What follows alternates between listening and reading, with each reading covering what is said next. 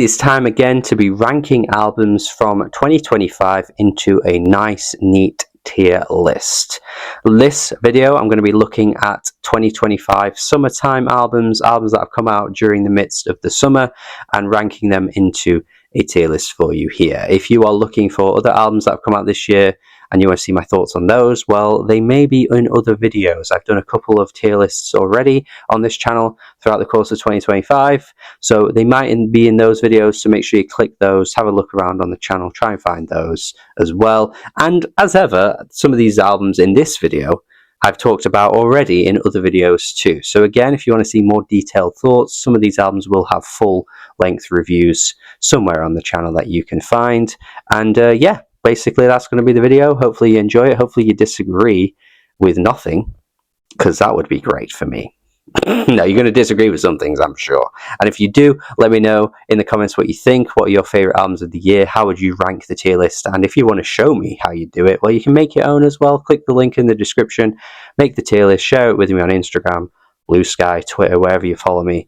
And I'd love to see your thoughts and see your tier list. That's going to be it. Let's get on with the video. As ever, I'm just going to go in alphabetical order. So all of the albums are just listed from A to Z, and we're going to start with Addison Rae, who has had a nice come up in the past year or so. She's really broke into the pop sphere of girly pop girlies and managed to make a bit of a name for herself, and people loved this album when it first dropped. I haven't seen much talk about it since it came out, I will say that, but that doesn't really mean anything.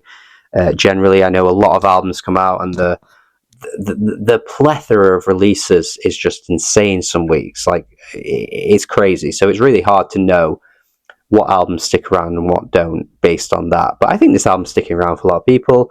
I thought it was pretty nice. I thought it was pretty good. I thought there were some good elements to it. I didn't quite feel like her identity was fully cemented yet, but it's only her first album. She had a lot of Britney influence on the EP that she dropped as well. Like, there is still some of that showing through on this here. There's a lot of Lana Del Rey coming through as well. I don't think that's hard to say at all. I think a lot of people who even love this album were able to acknowledge that Addison Rae hasn't quite, made a proper distinctness for herself just yet. I think it was a bit of a detriment at times. I think some of the songs kind of just went in ear and out, one ear out the other. I think some of the lyrics were trying a little bit too hard as well, particularly to be kind of like sarcastic and funny and witty. I don't think it always landed.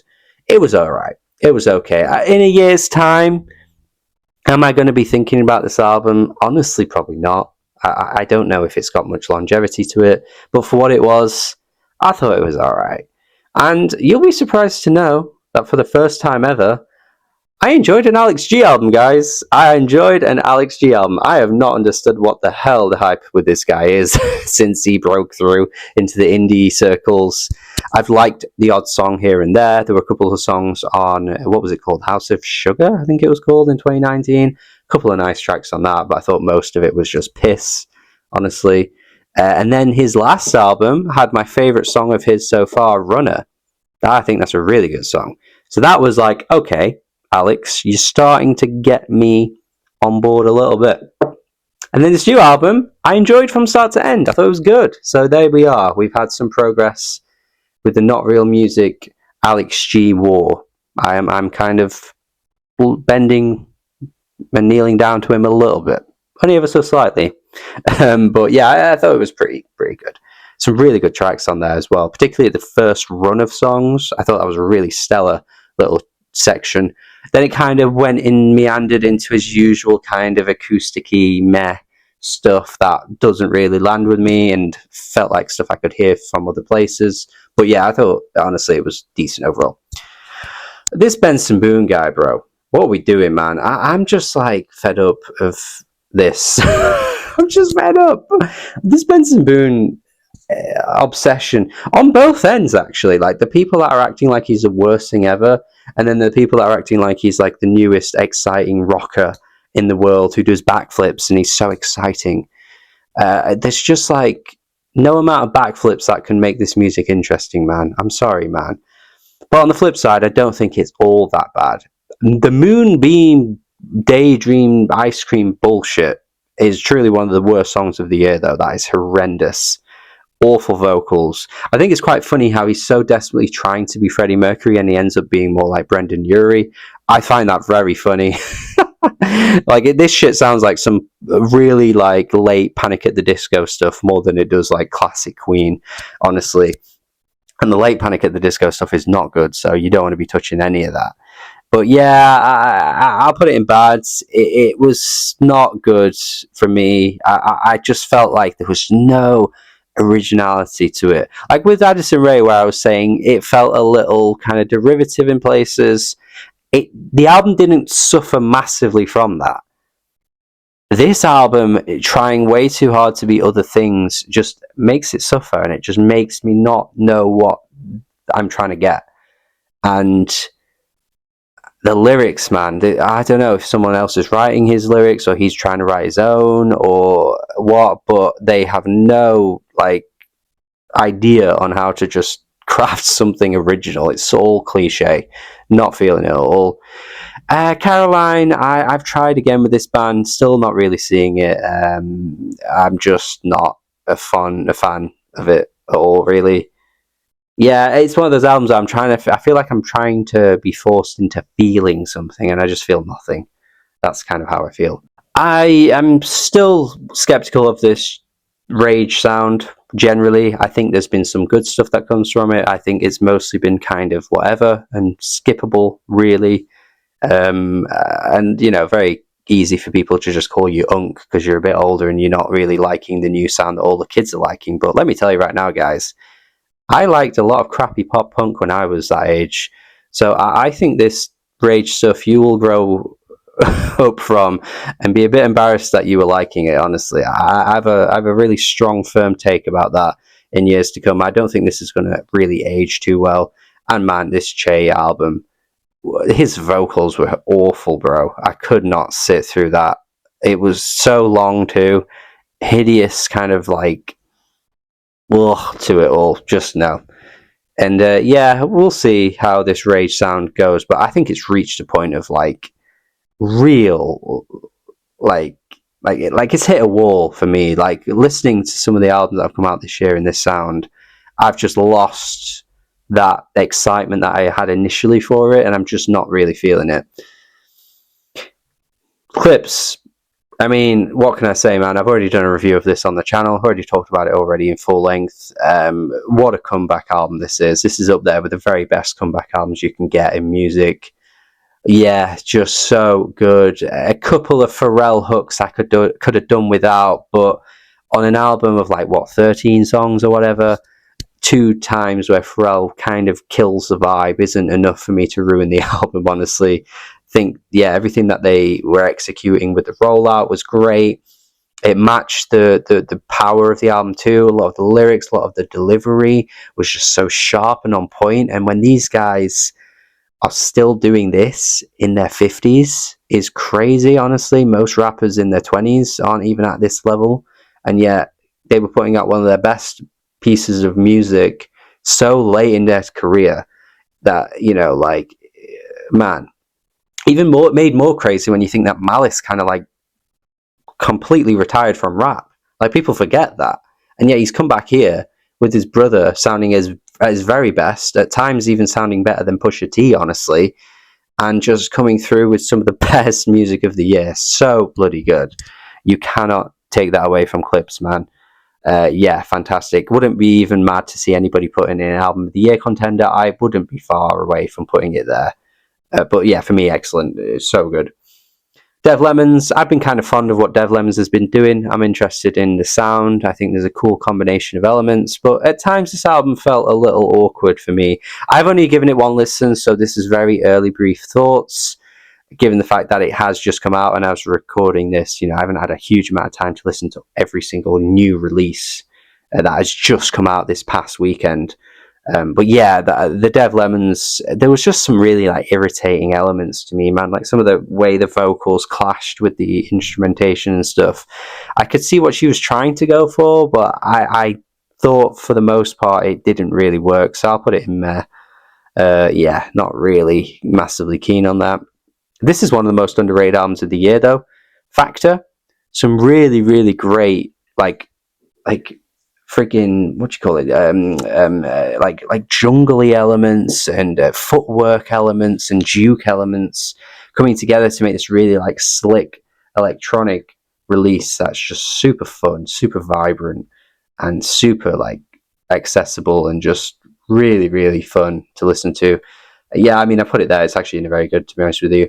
I think on Rate Your Music, it's counted as an EP, but then when I went to this guy's like, you know, Instagram page and stuff like that, he was promoting it as his second album. So definitely a very short, snappy to the point, 25 minutes, something like that release that you might think is an EP. But as far as I'm aware, it's an album and it's really bloody good. Yeah, shout out to Wonky Angle too. He put me onto this. He's always the electronic expert, always finds great releases. Love the dude. Yeah, shout out to him. Freddie Gibbs, Alchemist, Alfredo 2. It's always difficult to follow up a sequel album, I would say. To make a sequel album and to follow up an original album that everybody loved. Like, it almost always doesn't really work. There are some cases where it does work, obviously. But for me, I couldn't vibe with this at all. The production, for me, felt like I'd heard it 1,000 times before from Alchemist. I didn't really get anything new from him.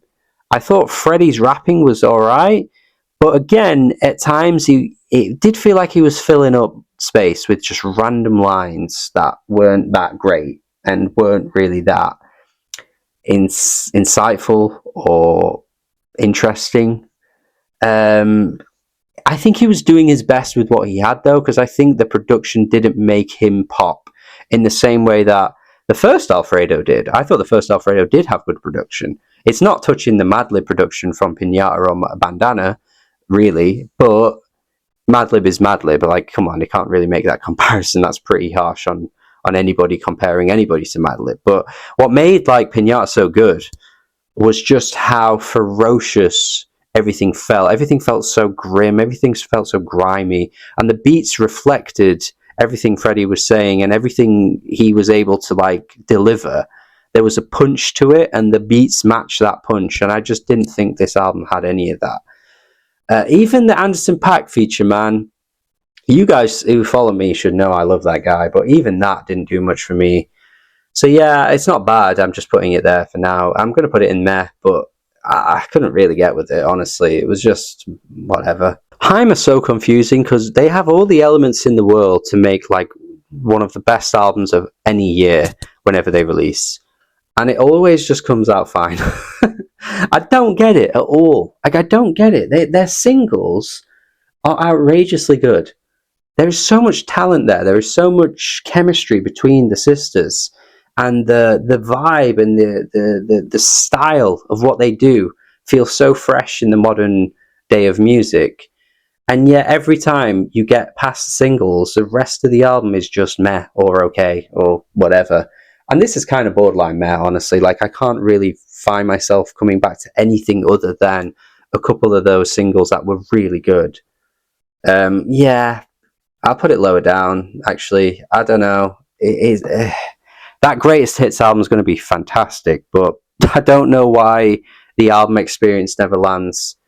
Honestly, I don't get it. Right, I did kind of shit on the Rage sound earlier, but honestly, I thought this hard rock album has been one of the better albums in this style completely for me. Yeah, I liked it. So there you go. You can't call me Unk for too long, because I do think this was a good Rage album that, ironically, got less attention than some of the other Rage albums that have come out this year. But it is what it is, man. You just got to take it for what you can sometimes. Indigo D'Souza, the response to this album's been so weird. What is with all the hate she's getting for this album? I think it's the best album so far. I thought her previous albums were the ones that were a little bit weak, but well, not all of them actually. I thought the last one was just kind of okay, but this one I thought was good. It pivoted to more of like a pop sound on some of the tracks, particularly like the singles, which I think maybe put some people off. I don't know. but the response has been really odd. I mean, she kind of responded a bit awkwardly to the Pitchfork review, so I guess it's balanced itself out. But generally, the response to the album has just made no sense to me. So I think it's very good. I think it's very good. I really liked some of the beats and the production and stuff. I thought it was really nice. Thought the vocals matched it really well too. Some of the writing was nice too. Very clean sounding album, but it was done well. I don't know why people were really mad about it, but yeah. Jack Boys 2. Talking about sequel albums, let me tell you right now, the first one wasn't even good. Let's not do some revisionism, man. The first one wasn't good. So why did everybody have so much hype for a second one? This was really bad and had like no identity at all. So talking about albums with no identity, Travis Scott here is just on fraud watch because he is losing that essence of crafting a really like stunning atmospheric piece of work that you might not love every song because Travis Scott, isn't perfect. Even Rodeo has a couple of meh moments, and that's still his best album. But yeah, like he's just lost it, hasn't he? Like Utopia was like shaky. I think I overrated that a little bit in my first review. Looking back, I only really think of about 4 or 5 songs are genuinely great. Everything else is a little bit shaky. So the signs and the cracks were showing, but Jack Boys 2 has just made it even more worrying for where he's going because I don't know, man. This had like no standout moments. None of the essence of what makes Travis great was here. It was just sludgy, sloppy, atmospheric stuff that wasn't really atmospheric. It focused way too much on the vibe, and then all of the other features and stuff that were coming through were just the same generic dudes you hear on every fucking Travis Scott album. Yeah, nah. Jessie Murph. This might be one of the worst albums of the year. Jessie Murph, man. This is like really bad. Her vocals, I had heard her on a couple of features already, and I was not impressed with what I was hearing. I think she did a song with Jelly Roll. That was like, okay, no, not keen on this. But this album, man, again, we need to start talking because there's a real weird wave at the moment of these like nostalgia acts that are really like breaking through. Benson Boone being another example of that. And it's almost like a bit of like a this is real music coming back because we're sick of all of this modern music that doesn't have anything to it. So we're going to start propping up these real music guys and making music that have real things and real instruments and real singers. And then it's like Benson Boone and friggin' Teddy Swims. And Teddy Swims isn't that bad, actually. But there is a real oddness in the charts at the moment that's really starting to prop up stuff like this. Jessie Murph feels like another case of that. Although commercially she hasn't done as well as some of those other names I mentioned. But the point kind of remains. Like Morgan Wallen is at the top of the US charts at the moment. Again, he kind of has that same vibe. Dare I say a conservative feel, which I'm seeing a lot of people talk about. Alex Warren, another good example of that as well. I don't think it's necessarily conservative music. It might just be the essence of people wanting that real traditional music to make a bit of a comeback, and they're just propping up the most boring, stale artists. And I feel like Jessie Murph kind of is that vibe. She's got the aesthetic, the look, that kind of classic 1950s, 60s style to her whole aesthetic. There's just something really odd, and they're picking the worst people to do it because like there is nothing here at all. I might put it in awful, actually. It was really ugly, and at the same time they want this sound, but these artists and these record labels can't help but feel the need to still throw in a Lil Baby feature.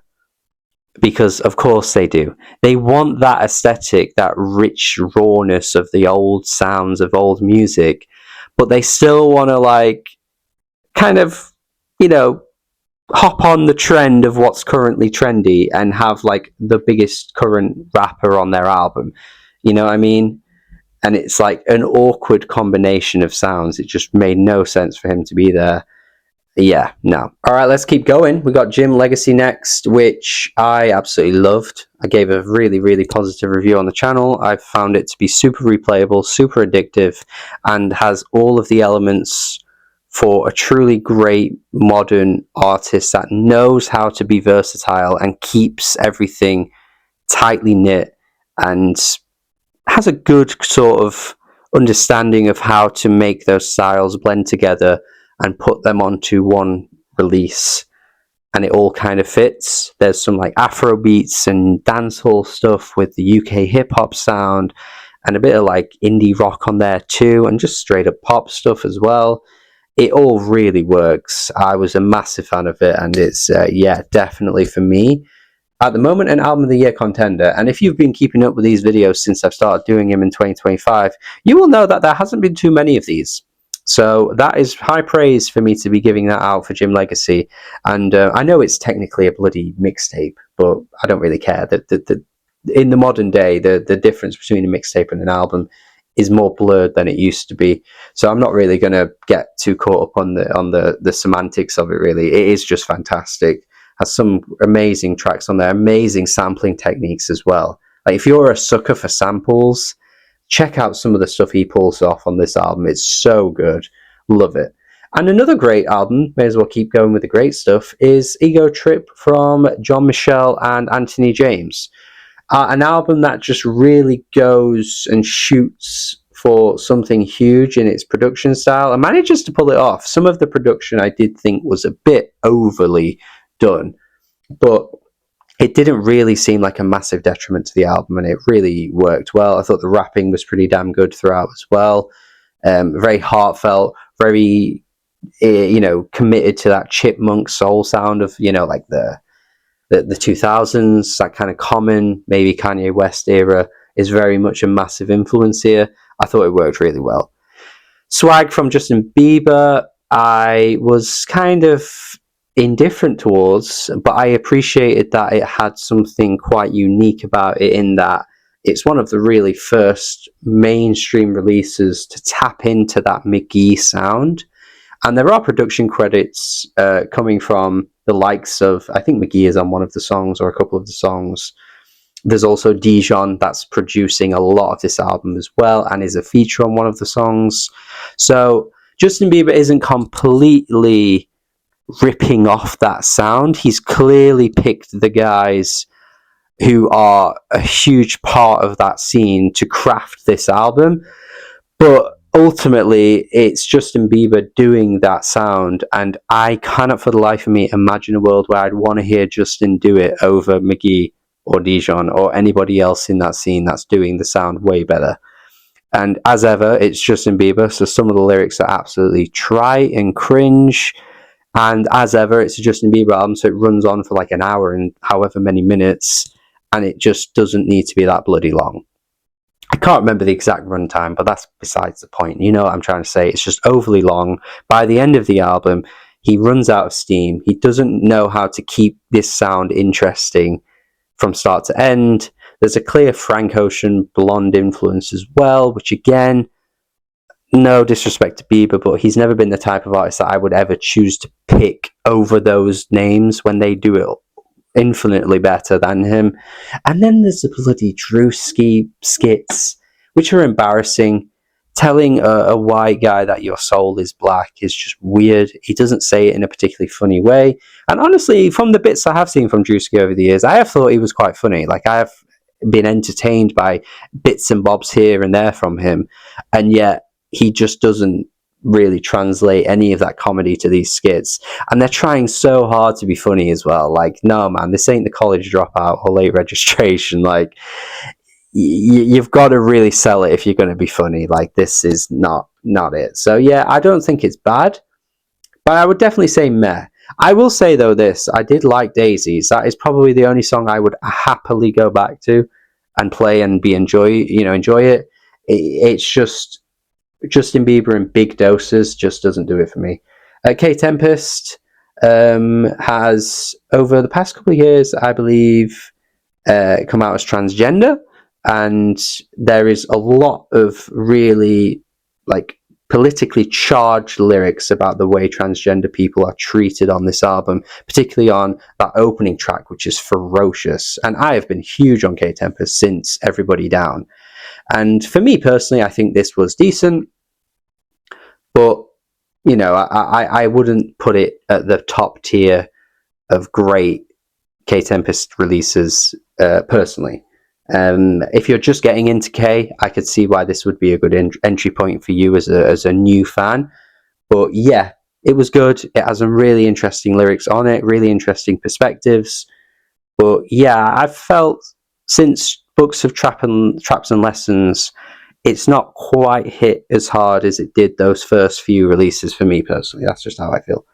Kesha, some really just awkward attempts at like bubblegummy kind of hyper pop moments on this album that just ended up sounding really basic. I'm still not here for a lot of what Kesha does. It's at least top of the bad, but yeah, just not really into it. And that's not me saying I don't like this sound. I thought the Rebecca Black album, for example, this year was really good. So, you know, for anybody that thinks, oh, you just don't like this style of music, it's not true. I do. But Kesha, I just have never found to be very interesting in the world of pop, if I'm being honest. Kamo, I was saying that name wrong for the longest of time, so thank you for the people that corrected me on that. But Kamo has a great album here, very much in that style of like Glaive, Eric DOA, Breakins. So, you know, each year has an album of that style that I just end up really liking. Roy Blair was last year. And yeah, this is just one of those this year. It's very much like if you're a fan of Two Hollies and you were hyping up that album, I'd implore you to check this out because I think this does that sound better, to be honest. I mean, Lil Tecca, does anybody really go into a Lil Tecca album thinking it's going to be a great album experience? Not really. There's just that couple of moments that you enjoy that are fun, super catchy, super sugary pop rap, and then the rest of it's just like whatever. So yeah, I mean, that's kind of a given, really, that this would be in this tier. But yeah, I don't know. Lil Wayne. Lil Wayne, let's talk about this again. Talked about this a few times since its release on this channel. I had a viral tweet that got me a lot of hate, but I stand by it, and that this is one of the worst albums of the year. Yeah, it starts off tricking you into think it's going to be decent. It does. It tricks you at the start. And even those early songs aren't that great. But the trick doesn't last long. And you quickly realize that Lil Wayne is hitting you with some of the worst songs he's ever put out. And Lil Wayne has it in him to do this. Like, anybody that was surprised that Lil Wayne dropped such a terrible release shouldn't really be shocked. The people that were trying to convince us that he should get the Super Bowl, though, you guys need to check this album out and rethink what you were trying to tell us, because Lil Wayne in 2025 is not what he was at his peak, man. He just isn't. And even at his peak, he had a way of putting out stinkers like Rebirth. So yeah, not too shocking really, but just embarrassing to hear him doing Island in the Sun by Weezer, Peanuts and Elephants. Yeah, the whole thing was just awkward. And a Jelly Roll, I think, is on it again. I'm sick of talking about Jelly Roll, man. Sick of that guy. Lil Sims, one little to another little. I think, for me, I was a bit surprised about the response to this album because people really like it. But I felt like I wasn't hearing anything new from Lil Sims here. And that's not bad, because Lil Sims doing Lil Sims is still good. But yeah, I just felt like I wasn't really hearing anything that I hadn't heard before. The production felt like a combination of her previous stuff, some of the hooks as well. Yeah, it was just okay. It was just okay. I think there's nothing wrong with dropping just an okay album. Sometimes my favorite artists do that. I'll be talking about another one later on. And I've talked about Natalia Lafourcade earlier in the year. I've talked about Ichiko Aoba earlier in the year. Some of my favourite artists just sometimes drop a decent album. And in the history of music, that is quite common. David Bowie wasn't dropping 10 out of 10s every time. Some of his albums were just okay. And I think, yeah, that's just a case of this here, where it was nice, it was good, it was enjoyable, but too familiar, man. Like the Michael Kiwanuka feature, we heard that already, and it was way better on Flowers. The one track that had the female vocalist that clearly was trying to be like the new Cleo Sol, because I guess the whole drama with her previous, collaborators, there was a whole thing there where she had to get into some kind of lawsuit or something with the producer, and yeah, it just felt like a rehash of old ideas to me. That was it.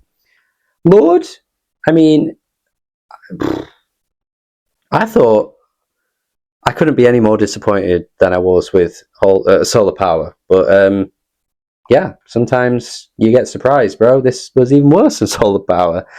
It's not the worst of the bads, but yeah, I did a full review on this already. I explained my thoughts. I outlined that I wasn't really keen on the lyrics. I thought a lot of her vocals were really just compressed and like muted in a way that made it really boring to listen to. Thought a lot of the instrumentals weren't particularly good either. Yeah, just not really feeling what was going on here at all, man. Yeah. Again, I do go into more detail about why I don't really like this album on the review, so it might be better to watch that than just see a quick 2-minute discussion here. But yeah, not really eager on what she was going for here. Just instrumentally, it just had like no life at all. Like I couldn't really find much that stood out about it anywhere. I just wasn't keen. Marina, this is one of the biggest fall-offs I think we've ever seen, honestly. I mean, it's not like a mighty fall. Like, she wasn't putting out the greatest music of all time and then fell to this. She was putting out really good music. It was very good. It was very enjoyable. It was very, unique to the world of pop in the early 2010s. She was doing something that had a bit of a style and, an identity to it.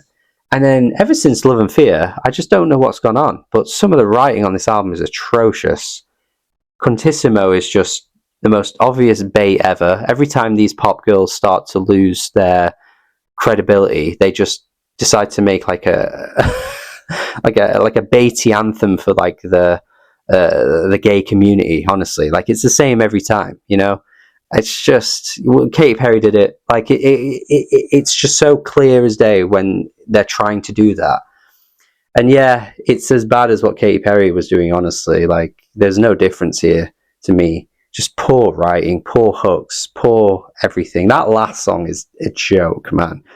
I can't believe this same person was writing "I'm Not a Robot."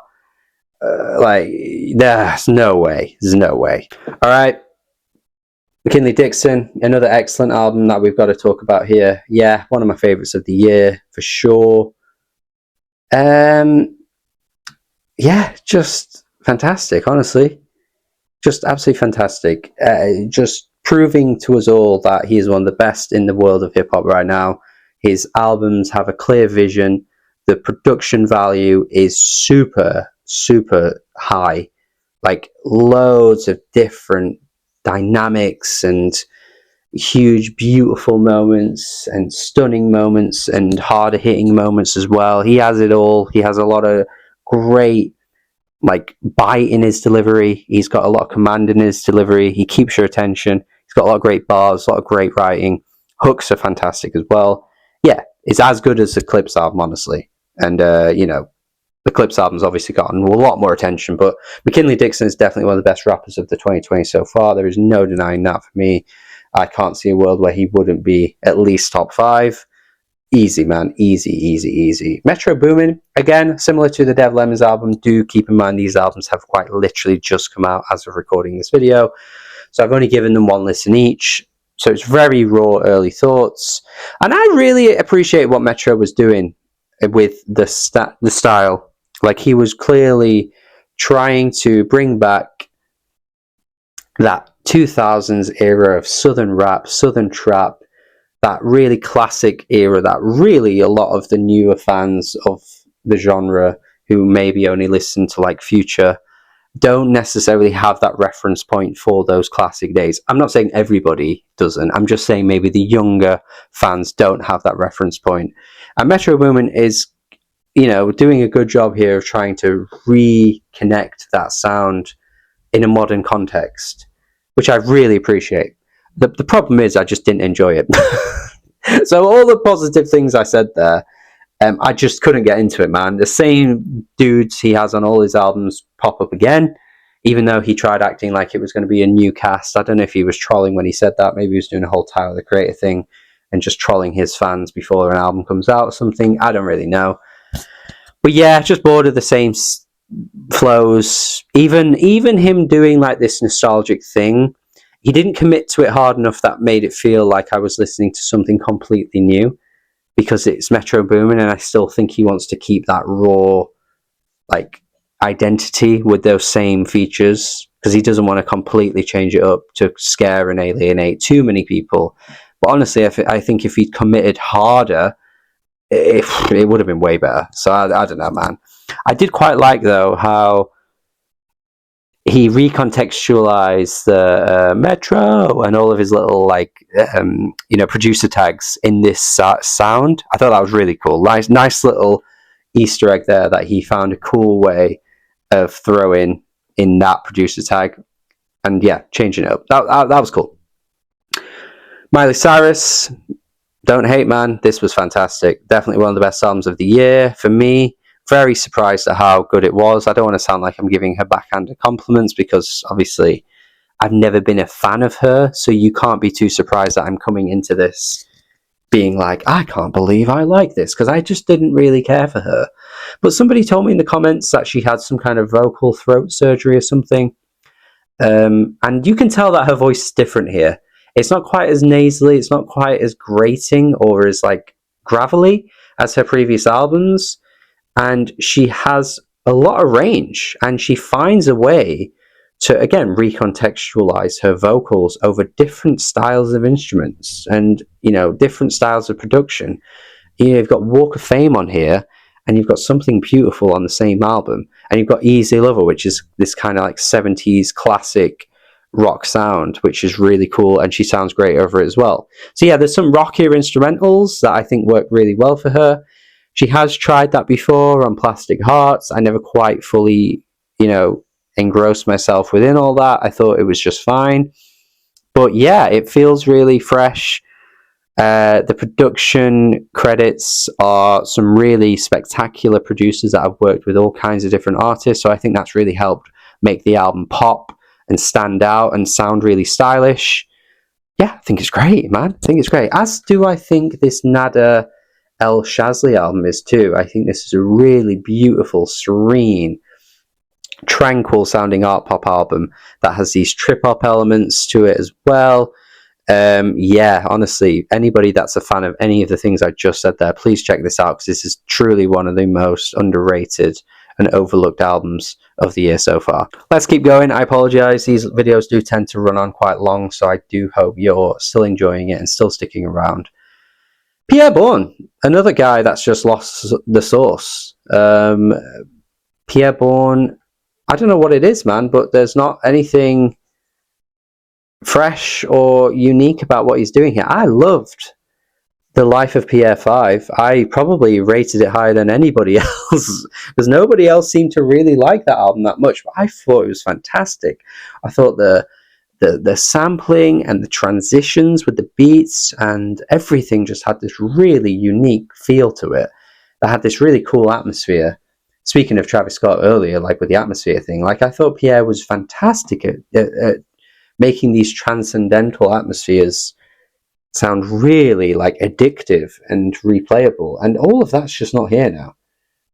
So yeah, I don't know, man. I'm not overly fussed on what Pierre's doing nowadays. It's just the source is gone. Psychedelic P Crumpets, I'm not saying the whole name because you know already if you know this band. Love this as well. One of the best garagey psych rock albums of the year that has such a powerful punch to it. This is one of my favorite band like discoveries of the year, because I had heard Franzoli and I really liked that, but I didn't think to check out anything else in their discography in 2023 when that album came out, and I put that on my year-end list as well for 2023. But now that this album came out, I've gone back to try their other work, and it's all just fantastic. They're a really, really strong rock band, and I need more people checking them out. I think their name is probably a detriment to them, though. I have a feeling it'll be one of those things that they change in the future, because if you're off put by that name, you're not going to click the music. But when you click the music, you realize, oh my God, they're really bloody good. So I could imagine them doing some kind of name change one day just to kind of bring in more fans.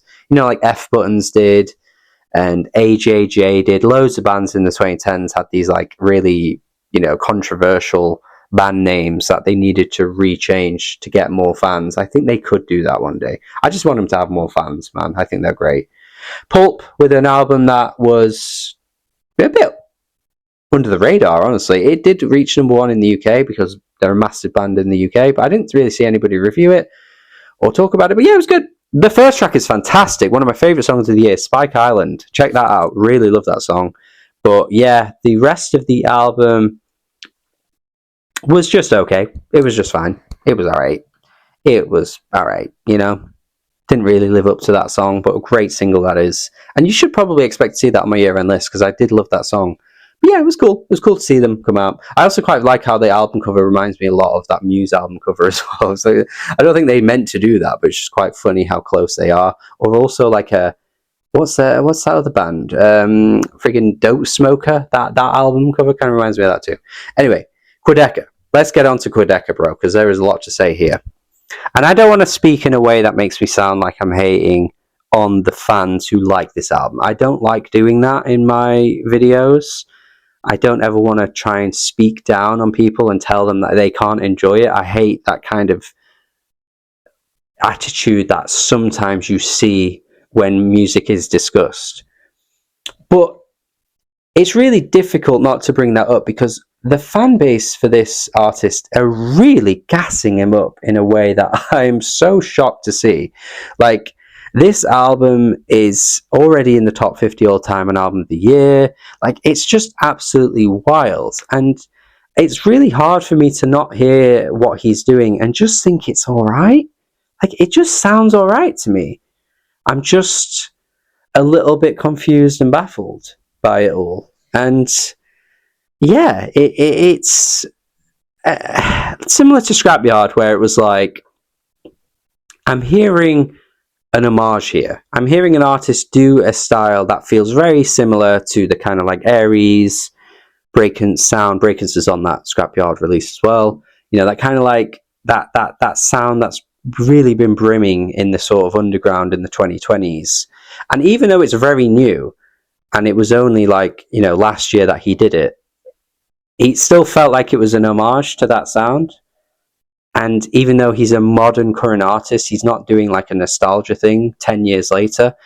It still felt to me like it was an homage to that style of music. And here, on this new album, it's kind of the same thing again, but it's a different genre. So now it's like this artsy, chamber pop, extravagant sort of Baroque pop approach that feels, once again, an artist is just doing an homage to that sound. It's not to say that a modern artist can't make that sound great, because there's lots of modern artists that have done that. You know, Wiseblood, for example, being one, who's very clearly inspired by an era of music, but she does it in a way that feels very tasteful and feels very modern and feels really good. And Quedeca, to me, just sounds like he's doing his own version of that, but isn't doing enough unique to it to make it really stand out. And at times, he's kind of pulling me out of the atmosphere, because he'll do these little flows that he does on all of his albums, and it just doesn't match the sound at all. So yeah, I'm a bit conflicted here, man, because I just think the response has been really confusing. Like, unless you haven't really done your homework in this style of music, I can't imagine a world where I'd hear this and think it's the best of its kind. And also, there's so many like indie, underrated albums from the 2020s that have done this sound that have got no buzz at all. And I did a tweet about this as well. The last song on this album is really cool. It has a really cool rocky, like, grittiness to it that is very separate from the album. But the Emily Steinwall album from 2021 just also did that, but nobody talked about it. So I don't know. Maybe it's just the fact that Quedeca is starting to grow and having this young audience that are really passionate about his sound that is making it seem like, you know, the reception is like greater than it actually is. Maybe it's just a really dedicated fan base pushing it up. But ultimately for me, man, I don't know, it's just alright. It's just cool. It's decent. I'll put it in the decent good. It felt at times like it was really pushing for this maximalist sound, and the human element was lost along the way because it didn't feel like the soul was there. It felt like he was just trying so hard to make this really huge sound, but it was like for the sake of making it really maximalist and this stunning backdrop and this beautiful backdrop. But it felt like it took away from the music a little bit sometimes. You just got to rein it in, I think. But yeah, it's cool. I'm just a little perplexed by the reception. Alright, the last half a dozen or so albums that splits through these. I didn't really enjoy this Smurs album. Thought there was just a real lack of excitement to it. Like, some of the tracks felt like they needed more of a punch to them. It just felt so minimal in a way that wasn't really enjoyable to me at all. Yeah, not really my kind of electronic at all, honestly. But hey, check out that Factor album. I'm telling you, man, that's a lot of fun. Smurs wasn't doing it. Swans, really liked what Swans were doing. You can see here there's a real weird gap between the excellent and the decent good this time. I never do this on purpose, it just ended up being like that. But yeah, very, very impressed with what Swans were doing as usual. They kind of have a really consistent sound. My problem is just like, there's not enough time in my life to be sat through this much music in one album. It's not to say that albums can't be long, because Swans are like the masters of making long albums, but just the time I have in my life to listen to this length of music just isn't there, man. Like, I don't know. It's just a bit much to sit through in one sitting, but what was there was very impressive. Yeah, the Carl Style Boys, I liked what they were doing too. Loved the track Lemon. Thought that was fantastic. There's a friggin' Bjork interpolation as well. Wild, man. But yeah, really impressed with what they were doing. Particularly, like I say, Lemon, love that song. Turquoise Death, one of my favourite electronic albums of the year, 100% too. This is a good example of maximalism, but done in a way that feels really like beautiful, and sucks you in a way that I guess a Quedeca can't really do for me. I was just enamored and mesmerized by some of the like meandering and the journeys some of these songs went on, like the sprawling lengths too, like the 8-minute Looking Glass. The second track is fantastic. The 30-minute track at the end, don't be put off by that. It really is bloody good. Yeah, so good. Best thing they've put out so far. And let's talk about Tyler, actually, because I'm a massive Tyler fan, and you guys know that I have been very highly praising of Tyler over the years. Like, all of his albums of the past however many years have made it into my top 5 of that year. I talked about him as being one of the best rappers of the 2020 so far. I've included, Call Me If You Get Lost on my favourite albums of the decade so far. I loved Chromacopia. That was in my top 5 for 2024. You guys know I probably overglaze this man, if anything. I've decided that I love Igor years later now. I didn't like it at first. Like, I'm a big Tyler fan.